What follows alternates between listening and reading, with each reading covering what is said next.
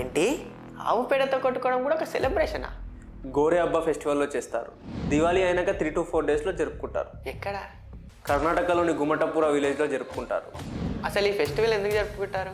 పురాణాల ప్రకారం భీమేశ్వర స్వామి ఆవు పేడలో జన్మించారు అని నమ్ముతారు. అందుకే గోరే హబ్బా ఫెస్టివల్లో ఆవు పేడని చల్లుకుంటారు, మన ఓలిలాగా.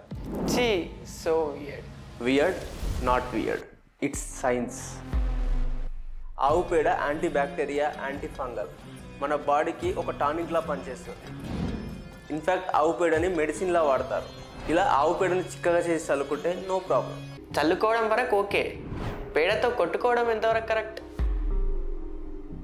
ఈ సెలబ్రేషన్ మన ఆంధ్రప్రదేశ్లో కూడా జరుగుతుంది కదా? కైరూపాల, మన కర్నూలు డిస్టిక్లో. ఫెస్టివల్ పేరు పిడకల వార్.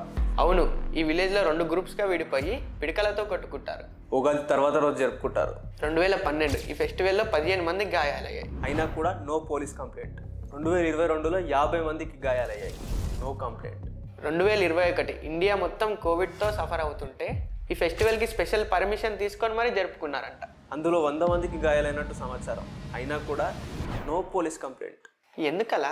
పెళ్లికి ముందు భద్రకాళి అమ్మవారికి, వీరభద్ర స్వామికి చిన్న వివాదం అయినట్టు వాళ్ళిద్దరికి సపోర్ట్ చేస్తూ ఊరి ప్రజలు 2 భాగాలుగా విడిపోయి పిడకలతో కొట్టుకుంటారు. ఇలాంటి విచిత్రమైన సెలబ్రేషన్స్ ఇంకేమైనా ఉన్నాయా? వాళ్ళు కామెంట్లో చెప్తారు. ఫాలో చేయి.